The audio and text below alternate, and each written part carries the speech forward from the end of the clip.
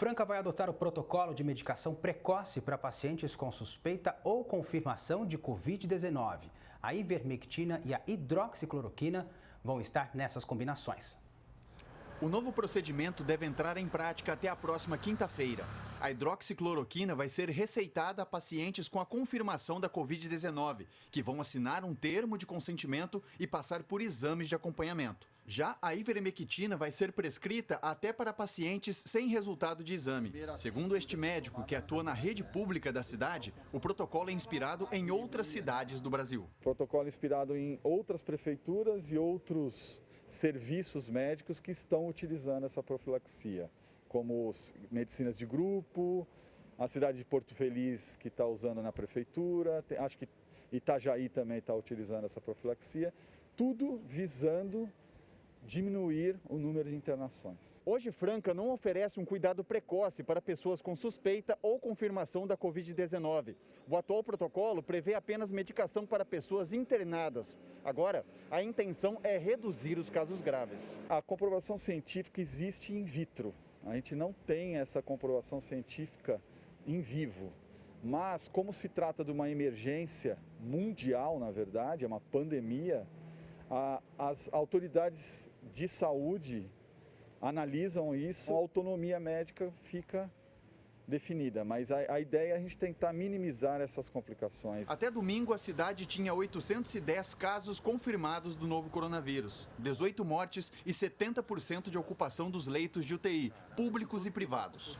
O movimento no pronto-socorro Álvaro Azus, referência no atendimento de pessoas com sintomas gripais, cresceu. E isso tem preocupado bastante nós médicos, porque tem aumentado bastante o número de Covid positivo nesses testes, e isso tem dando uma grande preocupação para a gente, porque realmente as pessoas precisam de internação e a gente está com dificuldade de leito, tanto de UTI como de leito clínico. E a gente precisa tomar alguma ação, que seria essa do protocolo de profilaxia ou tratamento ambulatorial em casa, como tem sido feito lá em outras cidades. Para o protocolo ser colocado em prática, a Prefeitura vai investir na compra dos medicamentos, que estarão disponíveis gratuitamente. Respeitando opiniões divergentes, nós vamos atuar. O município necessita de fazer alguma coisa. Se nós fizermos, podemos ser criticados. Se não fizer, muito mais ainda. Mas como a nossa defesa é a vida, nós vamos lançar esse protocolo nessa semana ainda, após a análise do prefeito, as discussões que ele irá fazer com grupos divergentes. Moradores de Franca aprovaram a decisão. Eu acho que se eles vão autorizar é porque eles sabem que é bom. E para mim também é bom.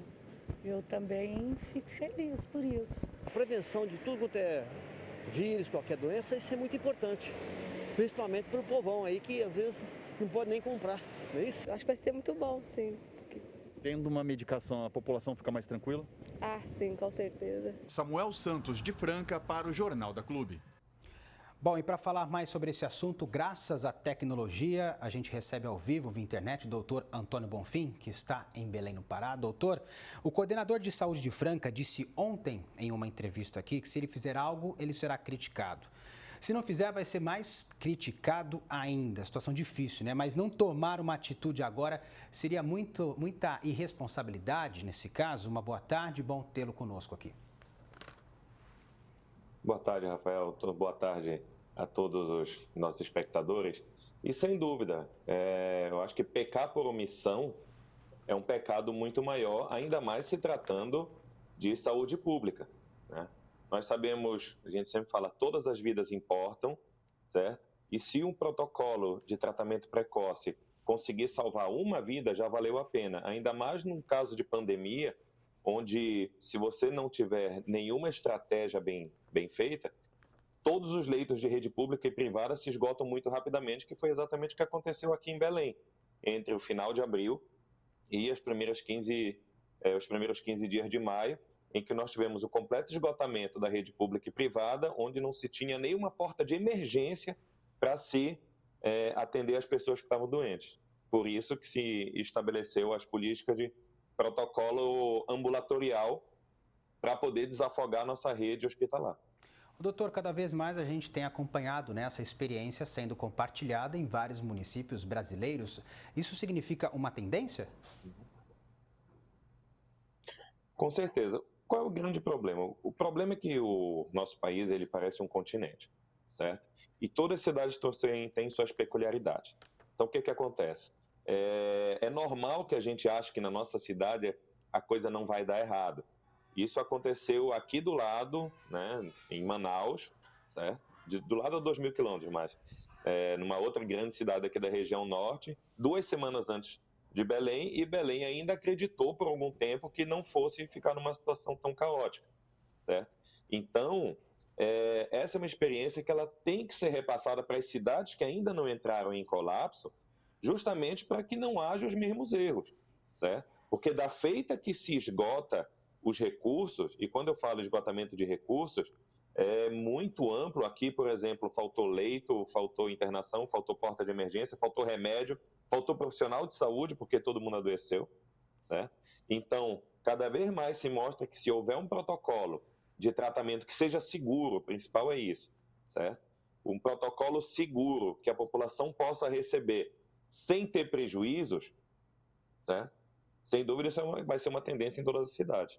Ô, doutor, o que o senhor acha que falta para iniciar esse protocolo em algumas cidades? Vontade política, custo? No seu entendimento, o que está travando isso? Infelizmente, na nossa realidade de Brasil, houve uma coisa que, para mim, é inédita, que foi a politização de uma medicação. Nós tínhamos uma medicação, que no caso é tão discutida, a hidroxicloroquina, que sempre foi considerada uma medicação muito segura, inclusive para uso crônico. Aqui na região amazônica, hidroxicloroquina para os nossos ribeirinhos era prescrito pelo agente de saúde em caso de malária, nunca precisou de grandes testes para se fazer, certo? E é uma medicação barata.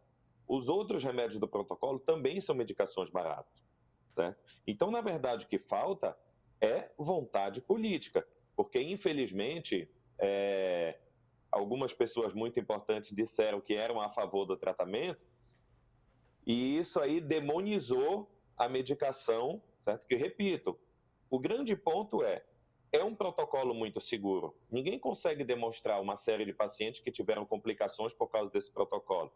Agora, nós temos muitos pacientes que não fazem tratamento nenhum e que complicam. Será que se eles fizessem esse tratamento, eles teriam complicado? Essa é a grande dúvida. Agora, se o tratamento é seguro, eu acho que o médico querendo receitar e o paciente querendo receber, isso tem que estar disponível para a população. Não só para quem pode comprar, mas principalmente para a população do SUS. Exatamente. Diante disso, a gente pode dizer que o interesse político está acima do interesse público? Será que a gente pode interpretar dessa forma?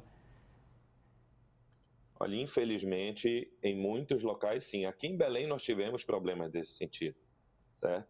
Em que alguns grupos tentaram de toda forma que não fosse distribuído o protocolo de medicações precoces, só que quando nós atingimos o pico, que nós começamos a ter uma média de 80 óbitos domiciliares por dia aqui em Belém, sendo que a média, fora de pandemia, é de 8 óbitos domiciliares, aí grandes operadoras de saúde e a CESPA, né, a Secretaria de Saúde do Estado, romperam com esse grupo e disseram, não, agora nós vamos distribuir o protocolo. E fizeram a distribuição em massa para a população, certo?